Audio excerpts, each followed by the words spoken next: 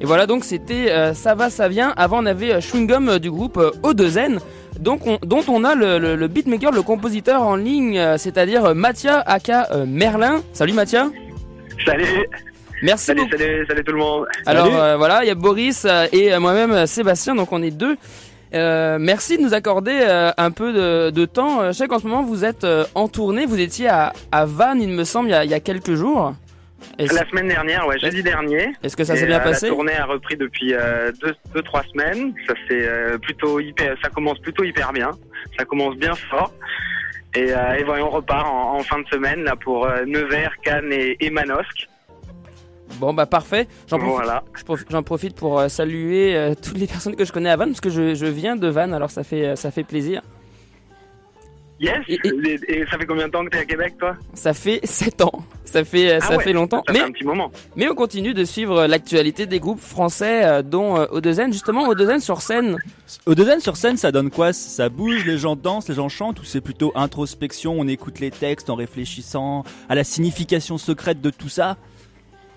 Bah en fait ça a un peu bougé parce que depuis la première tournée qu'on a fait la fin 2012, il y a quand même de plus en plus de gens qui viennent. C'est vraiment notre public en fait. Avant on était plus dans la découverte, donc les gens tendaient plus l'oreille, et là on se rend quand même compte qu'il y a de plus en plus de gens qui connaissent déjà toutes les paroles par cœur.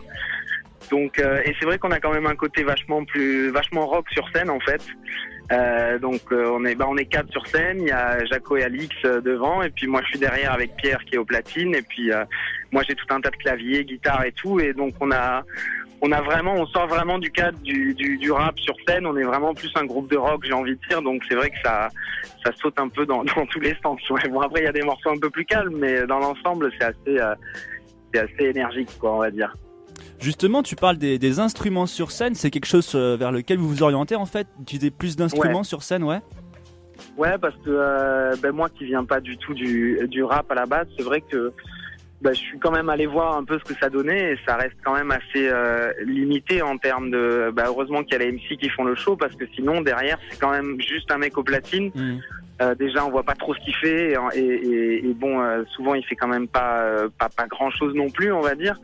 Parce que c'est quand même pas non plus une démo de scratch, c'est quand même juste un DJ qui envoie les instrus, et nous on a quand même une vraie volonté de donner à manger, donner quelque chose à manger aux gens, quoi. C'est-à-dire moi j'ai 4-5 claviers sur scène, même le scratcher il a un clavier, il a une machine, il tape sur des pads pour faire des rythmiques, moi j'ai guitare clavier, même Alix il a un module pour faire des voix effets, il y a Jaco qui me rejoint derrière pour faire bouger des trucs au clavier quand moi je fais de la guitare. Enfin, c'est vraiment, on essaie de se comporter comme un groupe traditionnel en fait, quoi. Okay. Donc c'est cool, quoi. On essaye en tout cas. C'est vrai qu'on regarde des vidéos de vous en concert, c'est assez impressionnant de te voir justement. T'es comme aux commandes d'un espèce de cockpit là. C'est vrai que t'as plein de claviers autour de toi. Ouais, c'est assez. J'ai toujours été cockpit, moi, ça me plaît. C'est une navette spatiale avec tous ces boutons qui s'illuminent.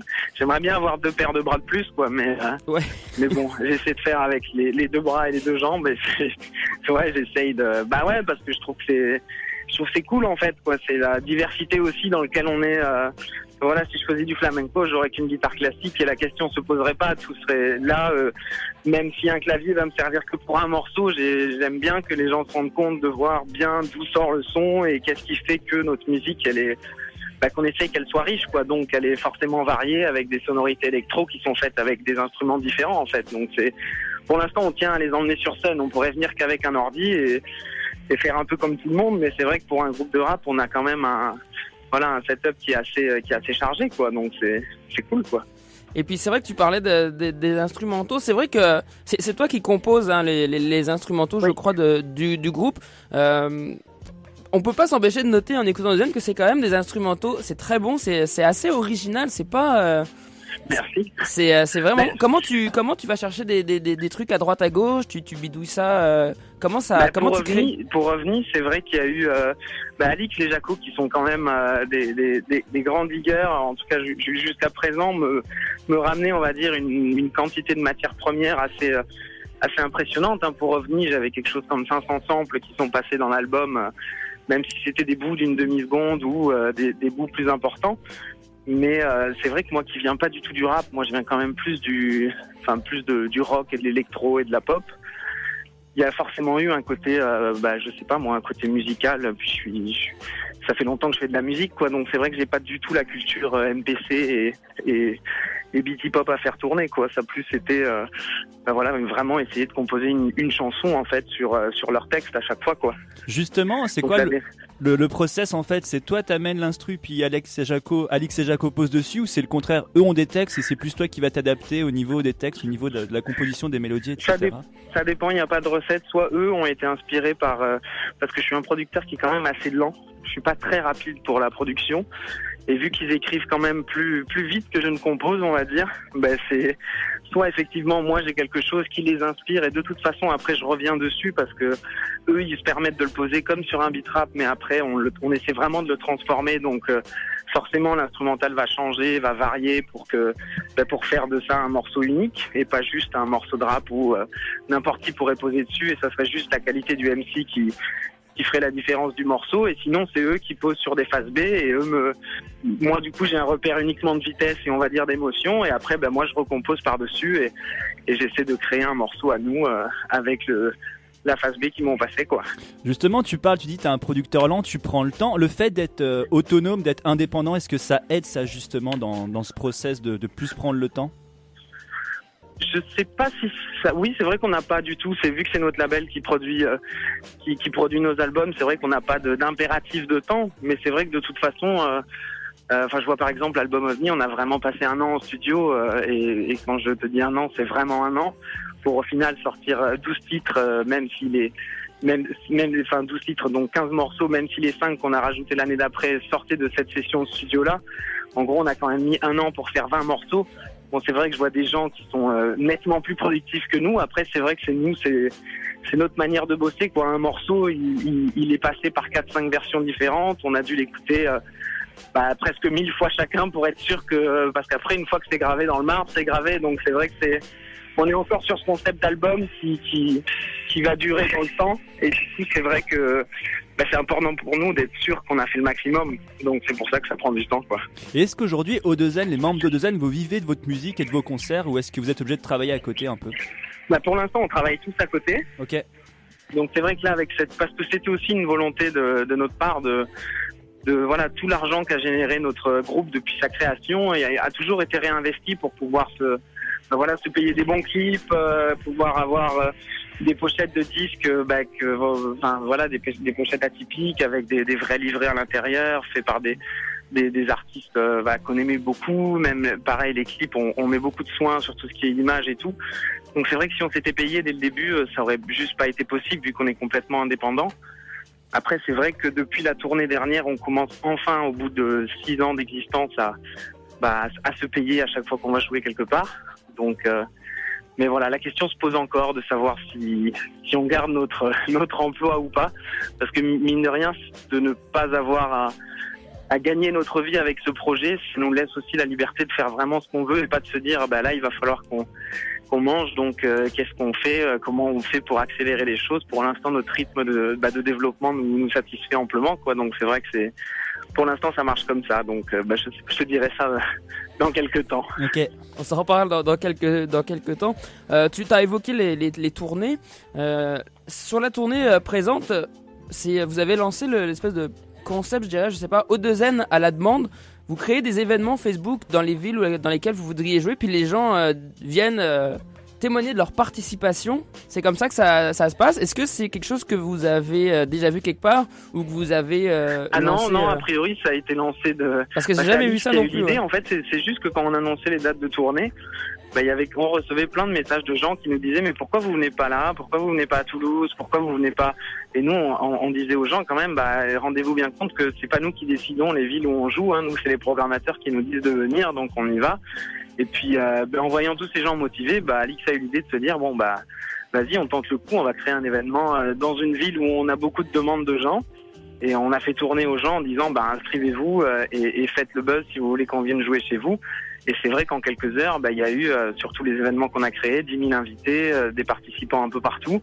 Et au final, les organisateurs et les pros ont eu vent de ça, sont allés voir et du coup, je sais pas, ça les a peut-être rassurés. Et du coup, on a décroché presque une dizaine de dates en plus en fait avec ce procédé-là. Donc on a j'ai toujours eu l'impression on était un groupe qui avait un grand soutien de son public, mais pas encore vraiment du milieu professionnel. Alors je sais pas si c'est parce qu'on avait cette volonté d'être vraiment indépendant ou quoi, mais on a un peu mis les programmateurs devant le fait accompli, de leur dire regardez, il y a des gens qui sont là pour nous, donc si vous voulez, prenez le risque, c'est parti, programmez-nous. Et pour l'instant ça marche bien, donc on va voir ce que ça va donner, quoi. Ça veut dire que on est content. Ça veut dire que c'est difficile à l'heure actuelle de se faire programmer par un circuit plus traditionnel?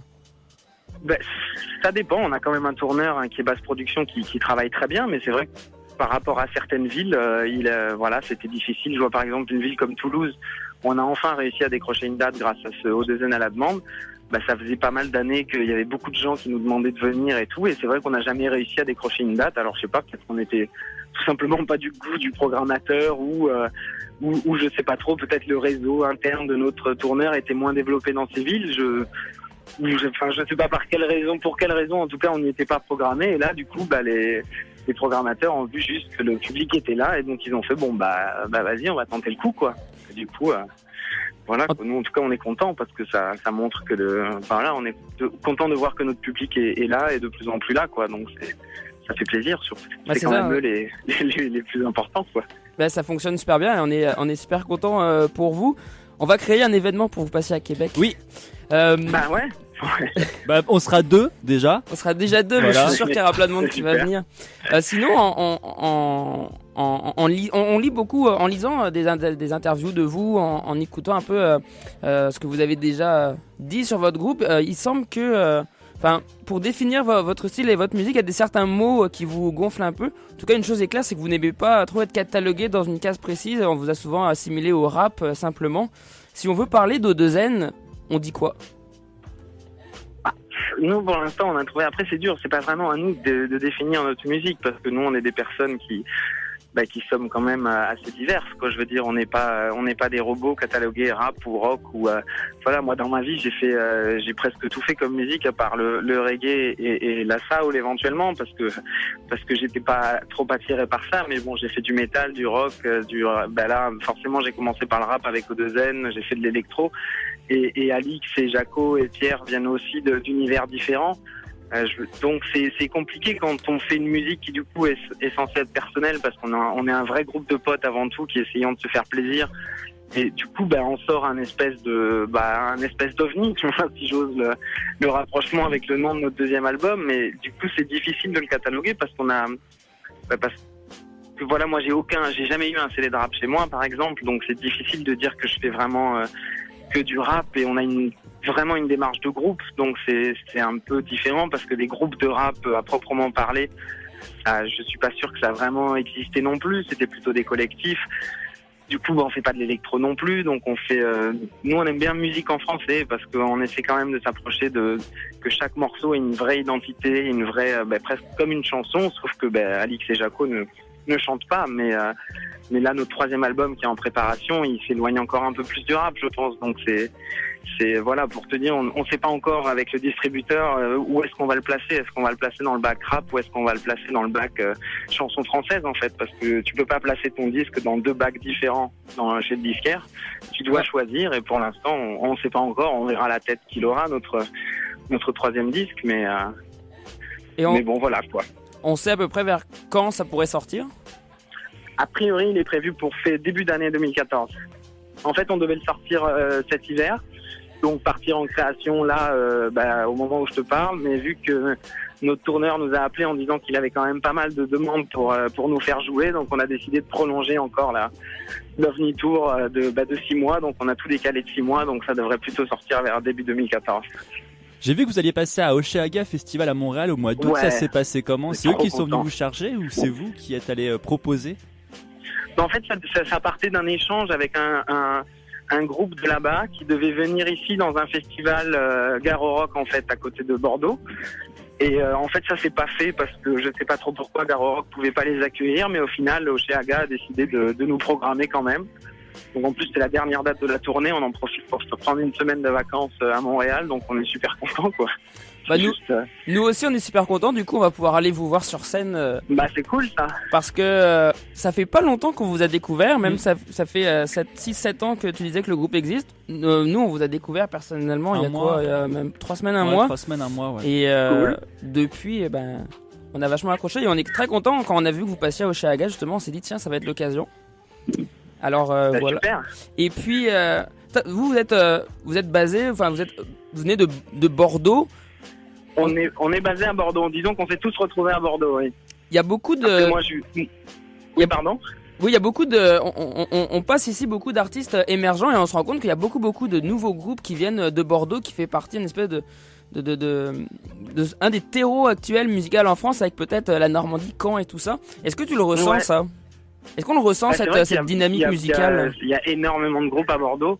Et puis, bah, disons que je pense que ça fait peut-être longtemps qu'ils sont là, mais c'est vrai que ça fait peut-être pas longtemps, j'ai envie de dire, avec le web et tout, qui s'est quand même vachement ouvert avec les méthodes qu'ont les groupes aujourd'hui de se faire connaître, même s'il vient pas de Paris, en fait. J'ai peut-être envie de dire qu'il y en a toujours eu, mais qu'avant, les groupes, ils étaient connus quand ils étaient à la capitale, et les provinciaux, ils l'étaient peut-être un peu moins, à part les Noirs Désirs et autres quelques raretés provinciales, quoi. Mais c'est vrai que aujourd'hui, j'ai envie de dire, d'où tu viens, c'est peut-être Moins plus si important qu'avant. Ouais, c'est moins important maintenant si ta musique plaît, parce que c'est quand même le nerf de la guerre. Hein. Si les gens accrochent avec le web, tu peux venir de Paris ou du bassin d'Arcachon, de Bordeaux ou de Normandie. Les gens, ils s'en foutent, je crois, maintenant. Ils ont surtout envie si ça leur plaît, ils font tourner, et le bouche à oreille part, et puis le groupe avance, quoi. Bah Mathia, merci beaucoup pour ce temps, Mais pour ton c'est temps. moi. Puis on rappelle que C'est cool. O2N c'est O-D-E-Z-E N-N-E. Voilà, vous pouvez les retrouver sur Facebook, sur Internet. Vous avez pas mal de présence sur Internet, notamment sur YouTube. Vous avez beaucoup de vidéos. Ouais. Tout le son est accessible en ligne. Puis on rappelle, c'est ça, Sans Chantilly, l'album sorti en 2008, OVNI en 2011 et Oui. en 2012, Ouais. édition Louis XIV. Exactement.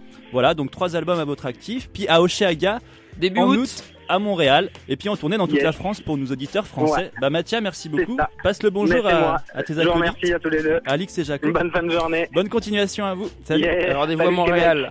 Donc on va se quitter avec donc O2N avec la pièce Saxophone qui, pour ma part, est une des meilleures pièces, une des plus abouties, donc un peu sur le modèle de 3 petits chats, sauf que là ça commence avec 3 petites chattes. C'est O2N sur les ondes de Schiste 94.3. Saxophone, phonographe, grave de fou, foule de gens, molécules, autonomes, déambules, bulles de 16, mini-jus.